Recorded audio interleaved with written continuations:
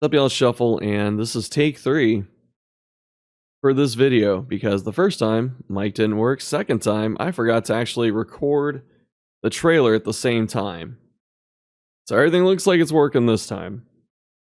We're gonna go through the Abomination trailer, break it down, show off what I've noticed, and just talk about stuff. It's a lot of fun. So as we go through this, if you have thoughts and comments or whatever, leave them below. Let me know what you're thinking, especially after you watch this. I'll link the trailer too. And news up front, I'm streaming Kingdoms on the Steam page for Red Hook on the 28th. So January 28th at 10 a.m. PST. I'll upload the stream to YouTube later, but I'm going to be on Steam only at that time just to avoid any internet issues.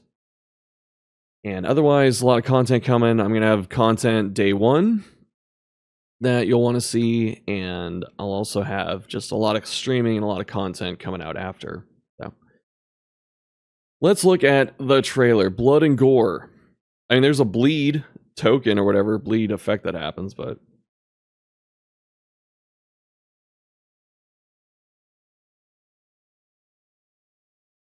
nice animated logo.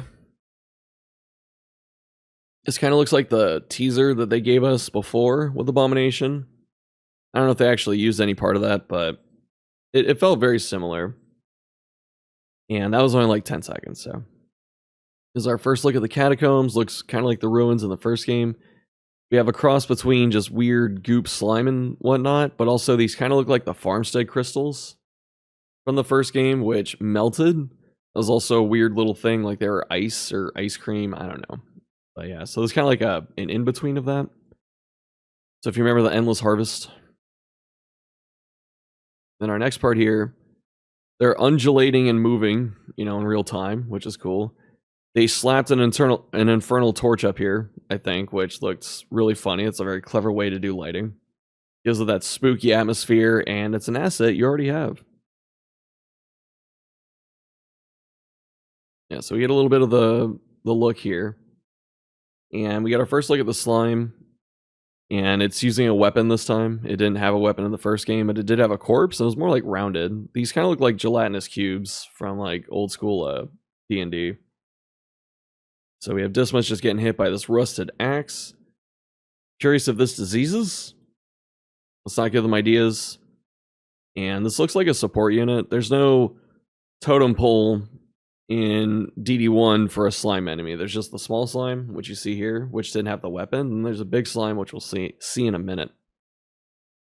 So this is new. This looks like a support unit. This kind of looks like a buff or a heal effect by the little lines or whatever, and it's targeting a friend. And I don't remember what a fusion means in as a definition, but let's keep going. This is definitely a heal. So this guy's got support moves. I thought he'd be like an offense thing, because look, he's got just this really beefy arm, Yeah, seepage, this is a heal move. We're healing our friend slime here, so they're gonna have a lot of support, presumably a lot of time to sit around in cytokinesis, which is not fun.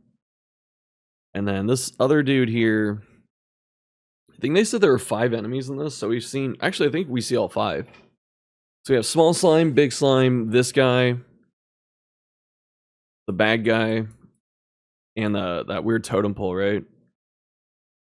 Those enemy 1, 2, 3, and 4. And we get hit with this monstrous cleave for 12 damage on 2 people. I don't know if this guy gets a crit token or if this is just luck, but that's not fun. He looks pretty cool, though. He looks really tall. Why is everyone so tall? Like, this dude's taller than all the heroes. I know it's zoomed in or whatever, but then, like, you see this hit here, and then this guy's, like, way taller than them. Actually, no. Not that much taller, because, like, they're all leaning back. I don't know. Okay, and then this animation for the slime transformation is really cool. So, Perfusion is how 2 small ones became a big one in the first game, and we're going to see that happen here. The animation's really good. Going through frame by frame, you get like the 360 no scope. This guy's animating just as much during this, just like... Ugh. Yeah, so we hit the spin, then we hug our best friend. Like, I haven't seen you in forever. And then they transform, they lose this little poleaxe thing, and then all of a sudden there's a morning star that appears. Look at this. From poleaxe and nothing else to like morning star, spears, swords, and a shield, arrows. But there's a really cool effect here that since the transformation's so fast, you don't catch it first. And there's this corpse down here that looks like it tries to escape. Like, he just busts out. He's like, I'm almost out. But I'm also dead. I give up. That's such a nice touch. And you don't really see it with how fast this goes. Right? But it looks so good. I don't know. Our team always kills it. And then we get our first look at Abomination. His tags are front rank, flexible damage, and disruption. So, assuming there's like good on-hit damage plus blight, which he had in the first game. Front rank, he's kind of a mid-rank in the first game. You wanted him in rank 2, which is the second slot here. He could do stuff in 3, but 2 is like his best spot, and he couldn't do much in 1 in human form, so you never put him there. You didn't want to. And then 4, he's like helpless. Disruption, he had stun and movement in the first game, so we'll see if any of that comes back. And then modal skills is like his transforming and stuff. So this is a new attack, Backlash. He didn't have this in the first game, and 3 damage is pretty weak, but it is a chain attack, so. Manacles, he had this in the first game, and this is his stun move. It's a really strong ability with a trinket, because, you know, stuns are really good in that game. But again, 3 damage, not hitting too hard. Manacles hit pretty hard in the first game, because he had a very high base stat for damage. Iker, this is a new attack. He didn't have this before, but this kind of looks like he can't disease the enemies, right? So this has to be blight just by yakking on him. Absolution, he had this in the first game. It healed a bit of HP and a lot of stress compared to Solemnity, which healed a lot of HP and a bit of stress. So we'll see if they keep that paradigm or whatever in this game. Quivering Hack, this is how we find out this move bleeds, because he gets hit here. And he takes a bleed from it, but also you can see that they had to give him a noisemaker to make this happen. They're like, hey... Wait, was he at Death's Door already? I can't tell. Like, when does HP go down? He took 3. No, it would say, yeah. You know, I actually can't remember how the order of this. Like, did it knock him to Death's Door? It must have, right? Bam. Either way, he's on Death's Door now. He's got the noisemaker that we see lose the tokens there, and then he's got the bleed that pops up. And then he starts transforming. But they slip in his origin skin, which is this one here. Or presumably, anyway, because, like... I mean, it has to be, right? There's no way. But, yeah, because he's got all of his hair. He's got different clothes. He looks younger, or whatever, if you want to say that. So I don't know if they're just trying to show this off by slipping it in, or if they just didn't think we'd notice. But it's kind of funny either way. Yeah, he transforms, and we actually get a first look at the beast form, what it looks like. Got some really messed up tooth situation going on, like with the canines. Which I'm not going to go through all that again, because I did a whole dental breakdown.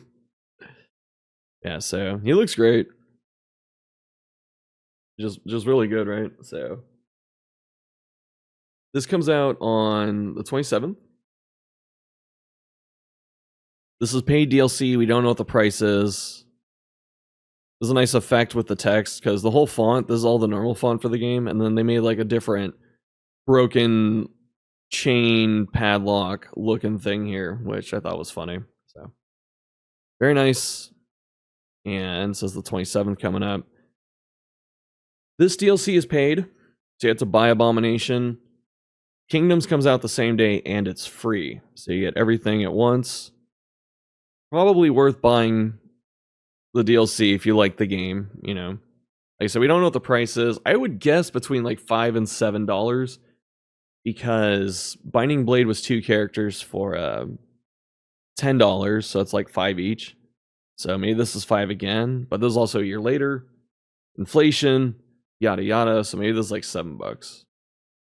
I don't know. Again, we don't know what it is yet. So that's it for this video. Thanks for watching. Let me know what you think down below. I'll see you on the 27th when the mode drops. I'll see you on the 28th on Steam. Thanks for watching. See you later.